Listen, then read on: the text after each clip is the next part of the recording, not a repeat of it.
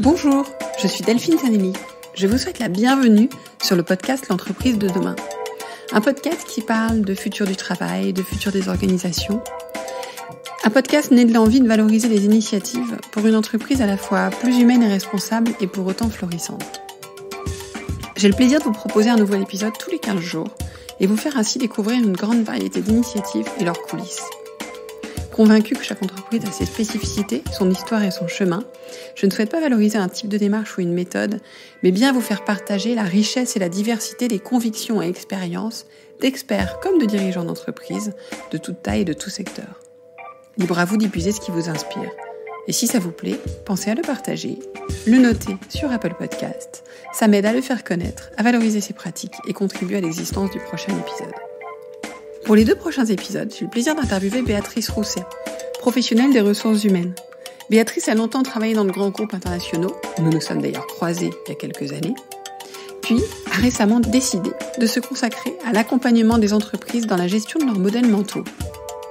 La conviction qu'elle partage ici, c'est qu'apprendre à gérer les modèles mentaux, c'est permettre aux entreprises de s'adapter à cette réalité que vous connaissez actuellement, qui évolue de manière brutale, inattendue et accélérée.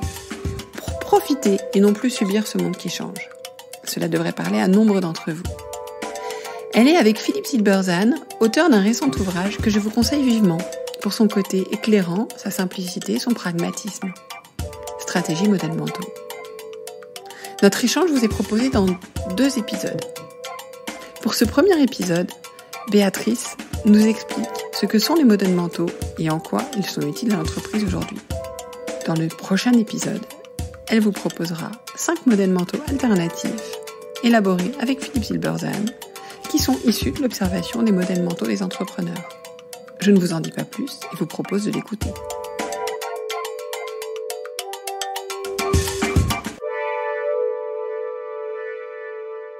Bonjour Béatrice. Bonjour Delphine. J'ai le plaisir de te retrouver dans ce lundi matin dans un beau cadre parisien. Te retrouver puisque on se connaît depuis déjà quelques années. On y reviendra, on s'est connus dans des expériences passées. Et puis récemment, je découvre, grâce à la magie des réseaux, que tu as écrit un ouvrage qui s'appelle Stratégie modèle mental pour craquer le code des organisations et les remettre en mouvement. Et je me suis plongée dans cet ouvrage que tu as coécrit avec Philippe Silberzahn, dont j'avais lu l'ouvrage sur l'effectuation. Et ça m'a beaucoup plu. J'ai pensé que ça serait quelque chose de vraiment intéressant à partager avec les auditeurs de ce podcast. Tu y partages haut et fort des convictions. Tu dis qu'on a un besoin vital de nous transformer, mais qu'on n'y arrive pas aussi profondément et rapidement que la réalité l'exige. Et ça, c'est vrai que moi qui suis au contact des entreprises, on le voit au quotidien, qu'il y a ce besoin et qu'il y a des blocages. Et quelque part, tu dis que gérer les modèles mentaux de l'organisation, ça va leur permettre de s'adapter à cette réalité changeante pour profiter et non plus subir ce monde qui change. Et là, il y a une deuxième clé. J'ai beaucoup de dirigeants que je rencontre qui subissent ce monde qui change, qui n'en ont pas les clés et qui se demandent comment agir. Donc avant d'aller plus loin, est-ce que tu peux revenir, s'il te plaît, en quelques mots sur ton parcours et sur ce qui t'a amené à ce constat et puis à écrire ce livre? Le parcours, 20 ans dans les grandes organisations, a trouvé à la fois ça extraordinaire de mettre 200 000 personnes qui ne se connaissent pas et leur dire vous allez travailler ensemble pour la même chose, et en même temps absolument tragique parce que j'ai vu beaucoup de souffrance, moi-même j'ai beaucoup souffert, donc j'ai essayé de comprendre comment c'était possible qu'on crée des résultats dont personne ne veuille. Alors j'ai essayé toutes les solutions. Il y a peut-être des gens stupides, il y a peut-être des feignants, il y a peut-être des salauds. La dernière explication était, oui, tout là-haut, peut-être qu'il y a des dirigeants qui sont finalement assez contents de cette situation parce que eux, ils en profitent. Et non, cette explication n'était pas non plus valable. Donc il y a une sorte de mystère. Comment c'est possible qu'il y ait autant de souffrance, que depuis 50 ans, on essaye de résoudre les problèmes de silos, de bureaucratie, et grosso modo, alors que tout change. La beauté de la technique, tout ce qu'on peut faire. Et en même temps, c'est comme si rien ne changeait, en fait. On a toujours les mêmes problèmes que dans les années 60, 70. Donc c'est ça, le parcours. Et la dernière expérience en date, j'ai eu la chance de me retrouver au siège du groupe AXA et on m'a confié la responsabilité des programmes de développement pour les top dirigeants. Et là, j'ai fait une sorte de concentration de 20 ans ou plutôt de 43 ans de recherche sur l'humain pour essayer vraiment de trouver une clé. Et en fait, je ne l'ai pas trouvé ainsi, je l'ai trouvé en travaillant avec Philippe Zilberzan. On ne se ressemble pas beaucoup. Et en se confrontant l'un à l'autre, en fait, on a trouvé une clé qui nous semble absolument décisive, qui s'appelle le modèle mental. Et c'est tout l'objet du livre. D'accord. Alors, c'est quoi un modèle mental ? Ah, ça, tout le monde connaît le modèle mental. C'est juste là... Vous savez tous que votre cerveau est enfermé dans votre crâne. On n'a pas accès directement au réel, à la réalité en tant qu'humain. Donc, on fait tout simplement des représentations de la réalité. Donc en fait, la définition exacte d'un modèle mental, c'est une construction de croyances partagées sur comment moi je fonctionne, comment fonctionnent les autres, comment fonctionne le monde. Très concrètement, en entreprise, par exemple, le budget, c'est un modèle mental. Ça n'existe pas dans l'état de nature. Le budget, c'est un moment de dire, tiens, c'est intéressant, c'est un moyen assez efficace de se représenter les flux financiers d'une entreprise. Mais ce n'est pas une vérité absolue. Aujourd'hui, il y a des entreprises qui fonctionnent sans budget, des entreprises qui ont des milliers de collaborateurs. Donc si aujourd'hui, vous qui écoutez, vous pensez qu'une entreprise ne peut pas fonctionner que sans budget, vous êtes piégé dans votre représentation de la réalité, ou là où le budget est juste un modèle mental parmi d'autres, une façon de se représenter les flux financiers, c'est devenu pour vous une vérité absolue et universelle, et là, vous êtes en grand danger, parce que le monde avance tellement vite, si vous n'adaptez pas votre manière de vous représenter le fonctionnement notamment d'une entreprise, malheureusement, vous risquez d'être piégé, bloqué et de mourir. Et comment on peut s'adapter alors ? Comment on peut trouver la clé ? En fait, dans mes diverses épiphanies, c'est le livre de Yuval Noah Harari, Sapiens, qui m'a bouleversée parce qu'il explique très bien pourquoi notre espèce a gagné la bataille des espèces. Et pour faire court, c'est notre capacité à collaborer. Alors bien sûr, les abeilles, elles collaborent, mais sur des tâches routinières, répétitives. Les chimpanzés aussi collaborent sur des tâches beaucoup plus complexes, mais ils ne peuvent pas être plus de 150. C'est pour ça qu'ils s'épouillent. Ils ont besoin de se connaître. Nous, on peut faire travailler des millions d'humains ensemble, alors qu'ils ne se connaissent pas. Pourquoi ? Et c'est ça la clé magique que partage Yuval Noah Harari. Parce que nous croyons en des mythes partagés. Dieu est un mythe partagé. L'argent est un mythe partagé. Cela n'existe pas à l'état de nature. C'est beaucoup plus difficile pour nous de comprendre qu'AXA, L'Oréal, Renault, ce sont des mythes. Ils n'existent pas à l'état de nature. Et ce qui est très troublant, nous sommes en 2019. Il est temps d'arrêter d'être tribal, sans le savoir. C'est-à-dire qu'aujourd'hui, il est vital que les entreprises comprennent qu'au cœur de leur fonctionnement, c'est le fait que l'ensemble des salariés ont construit ensemble des mythes partagés, des modèles mentaux sur comment fonctionnent mes clients, comment fonctionne le marché. Kodak, un exemple qui est souvent utilisé, fondamentalement, Kodak qui a inventé le digital, est mort parce qu'ils n'ont jamais remis en cause un modèle mental. Photographie égale moment de vie très important égale papier. Kodak moment. Moi, je me souviens quand j'étais jeune, quand il y avait un moment sympa de vie de famille, on disait « Ah, c'est un moment Kodak ». Et donc, l'idée de se dire que ces moments, jusqu'à la fin des jours et de l'humanité, les humains auront besoin de ces moments, ça c'est vrai, mais égal papier, et sans jamais remettre en cause cette certitude qui avait fait l'identité de Kodak, Kodak est mort. Aujourd'hui, toutes les entreprises, moi je les invite à rendre visible l'invisible, explicite l'implicite. Quels sont vos modèles mentaux collectifs ? Qu'est-ce qui unit tous vos salariés ? Pourquoi ? Juste pour pouvoir, en fonction de la réalité, vous assurer que c'est utile ou pas de penser ainsi. Si Kodak s'était posé la question, est-ce utile de me dire que forcément photo égale papier ? Peut-être qu'ils auraient trouvé un espace pour s'arracher à leur manière répétitive de fonctionner et élargir les possibles de leur organisation, de leurs collaborateurs, etc.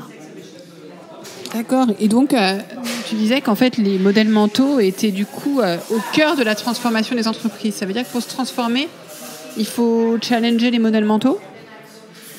Exactement, Delphine. En fait, les modèles mentaux d'une entreprise, c'est un peu son mode d'emploi du réel. C'est une sorte de grand livre du monde. On se dit, tiens, et heureusement, sinon on ne peut pas s'en sortir. Tiens, voilà comment fonctionne un client, voilà comment fonctionne un salarié, voilà comment fonctionne le management. Et l'idée, c'est quand on cherche à transformer, en général, on met en place des méthodes, on forme les gens, etc. Mais on ne remet pas en cause la source même de toutes les actions. C'est-à-dire que quand dans une entreprise, j'ai connu une entreprise où, par exemple, il y avait une grande déférence à la hiérarchie. Et donc, il y avait une idée très forte qui était autour de si on challenge la hiérarchie, ça amène le chaos et plus rien ne fonctionne. Cette même entreprise voulait à tout prix innover. Alors, ils faisaient plein de choses, des formations à l'innovation, des labs innovation, des voyages à la Silicon Valley. Et grosso modo, il ne se passait pas grand-chose. Le jour où ils ont compris que du fait de leur histoire, il y avait une grande valorisation du respect de la hiérarchie et que c'était le fait de challenger son boss était extrêmement mal perçu, le jour où ils ont compris qu'ils partageaient ce modèle mental, alors ils ont pu trouver un petit espace, notamment quand ils voulaient promouvoir l'innovation, en se disant « Attention les amis, nous savons tous qu'on a une grande déférence à la hiérarchie, mais peut-être que quand on veut promouvoir l'innovation, ce modèle mental, cette croyance, nous est inutile. Trouvons un espace pour fonctionner autrement. » Et donc, ce qu'ils faisaient littéralement, c'est qu'en réunion, quand il s'agissait d'innover, ils mettaient en quelque sorte sur la table leur modèle mental en disant « Bon, on se rappelle que dans cette organisation, on adore respecter la hiérarchie. Et merci parce que grâce à ça, on est devenu extrêmement performant. Mais dans le cadre de cette réunion, on sait que c'est pas très efficace. Mettons, il y a même des gens il y a toujours une chaise vide qui représente les modèles mentaux de l'organisation. Et souvent, ils s'adressent à l'organisation en disant bon, alors, comment tu vas vivre ça ?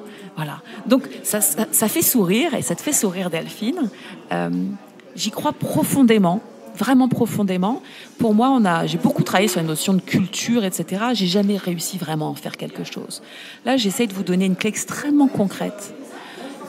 Les modèles mentaux, la manière qu'on a de se représenter les choses au niveau individuel, collectif et sociétal.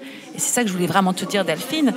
Bien sûr qu'une organisation comme AXA, L'Oréal ont des modèles mentaux collectifs.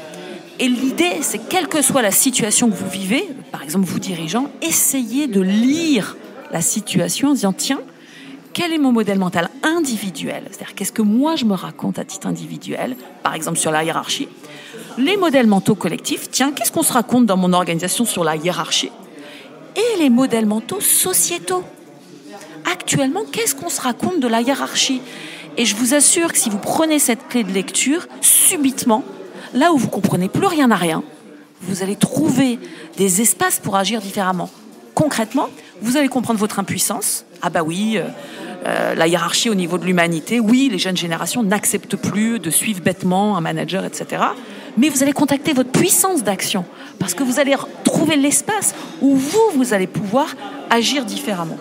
Modèles mentaux, n'oubliez pas l'intrication des 3 niveaux.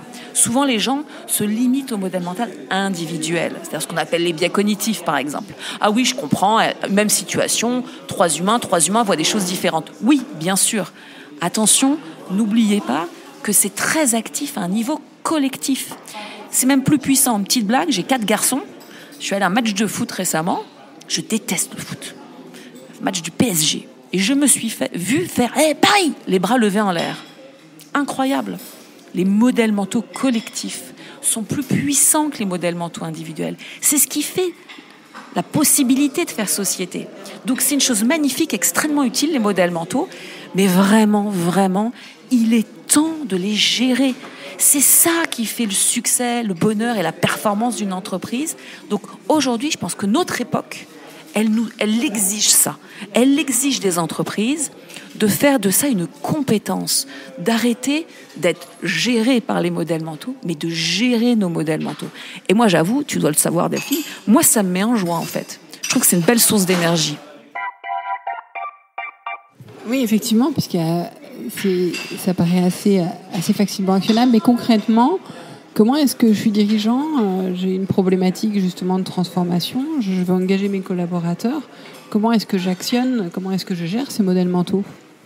Alors, ça va sembler très contre-intuitif, mais si vous êtes dirigeant et que vous voulez transformer votre organisation, la première des choses, c'est de ne pas vouloir la transformer. Je m'explique. Quand j'étais petite, j'ai toujours été très ronde. Et donc, on me demandait vraiment de maigrir. C'était pas une question d'esthétique, c'était une question de santé. Alors, on me disait, il faut que tu maigrisses. Et puis, j'y arrivais pas. Puis, un jour, un médecin m'a dit, tu es très jolie, Béatrice. Et je me suis mise à maigrir. Alors ça, c'est le paradoxe de tout système humain. C'est qu'un système humain, tant qu'il est rejeté, tant qu'il n'est pas pris pour ce qu'il est, il va tout faire pour préserver son identité. Plus tu repousses, plus tu pousses, plus ça repousse, plus tu refoules, plus ça se défoule. C'est évident, nous le savons tous.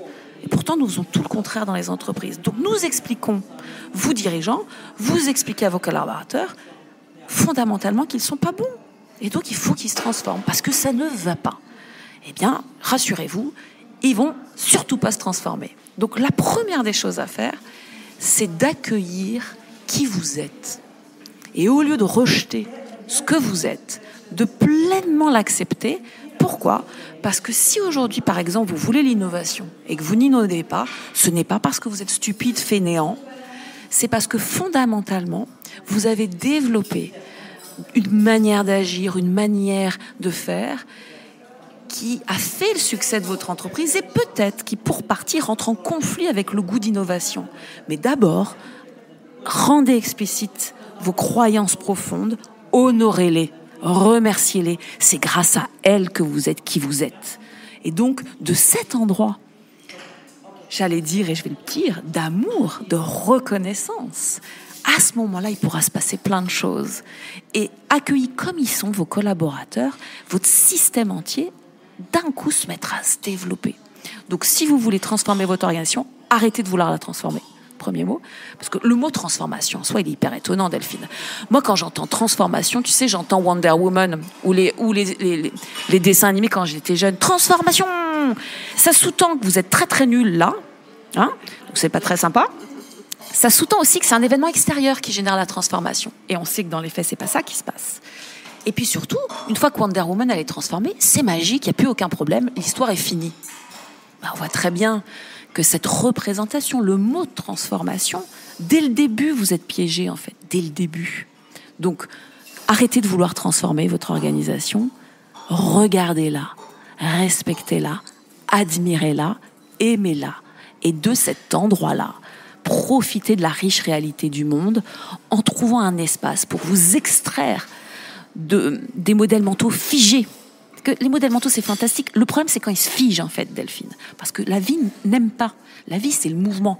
J'ai besoin de te dire quelque chose, parce que souvent, j'ai récemment un grand dirigeant qui me dit « Oh, mais Béatrice, quand même, j'ai passé tout l'été à essayer de voir si vous aviez vraiment trouvé quelque chose. » Alors, ça m'a fait vraiment sourire. C'est drôle comme modèle mental d'essayer de savoir. Puis après, il m'a rappelé, récemment, il me dit « Ah, ben, vous avez vraiment trouvé quelque chose. » Je m'explique. En fait, on n'a rien trouvé avec Philippe. On a juste utilisé une notion extrêmement connue, le modèle mental, en philosophie, en psychologie, dans le cinéma. Et on l'a fait glisser dans le champ du management. Mais pourquoi maintenant ? Parce que c'est étonnant. La seule chose, c'est qu'aujourd'hui, notre réalité, elle se qualifie par l'accélération des mouvements, en fait. Ça bouge à toute vitesse. Et puis surtout, l'incertitude. On ne sait plus rien à rien. Et donc, l'accélération, forcément, le problème de l'accélération, c'est que si vous avez figé la représentation du monde, si vous avez figé le mode d'emploi du réel, si vous avez figé comme une photo du monde, elle va être obsolète très rapidement. Donc c'est ça la première raison. Et la deuxième raison, c'est l'incertitude. L'humain, on supporte pas de pas comprendre. On va tout donner du sens, comprendre ce qui se passe. C'est normal, c'est une question de vie ou de mort. Le problème de l'incertitude, c'est que quand on comprend plus rien à rien, comme actuellement, qu'est-ce qu'on fait ? Eh bien, on colle notre mode d'emploi du réel. On colle nos modèles mentaux historiques parce qu'on veut à tout prix mettre du connu sur l'inconnu. Et au moment où les mêmes motos deviennent obsolètes, ils deviennent agressifs. C'est-à-dire qu'on fait encore un peu plus de la même chose. 12 sentiments aujourd'hui, Delphine, très bizarres, où, alors que tout le monde veut promouvoir l'agilité, l'innovation, on n'a jamais vu autant de règles, de procédures, de contrôles. Il se passe juste le contraire de ce qu'on veut. Mais je l'espère qu'en comprenant cette clé, chers dirigeants, vous voulez transformer votre entreprise, intéressez-vous à vos modèles mentaux. C'est la clé de lecture et d'action nécessaire aujourd'hui. Jadis, on n'en avait pas besoin. Au contraire, en figeant la représentation du monde, ça a été hyper efficace. Grâce à ça, on a fait des progrès colossaux. On a presque éradiqué l'extrême pauvreté dans le monde. Bravo. L'idée de se représenter l'entreprise comme une machine figée, ça a été hyper utile pendant 50, 60, 100 ans. Aujourd'hui, je pense qu'on nous invite, l'époque nous invite à un autre mode de fonctionnement. C'est au lieu de regarder l'entreprise comme quelque chose de figé, la regarder comme un système vivant, en interaction permanente avec son environnement. Comment ? À travers ces modèles mentaux. Merci pour votre écoute. Si cet épisode vous a plu, pensez à écouter le prochain. Il sera disponible dans 2 semaines. N'hésitez aussi pas à partager, à noter l'épisode, le podcast également. Quelques étoiles sur Apple Podcast. 5 pourquoi pas, me permettent de faire connaître ces initiatives et m'encouragent à poursuivre ces partages. À très bientôt.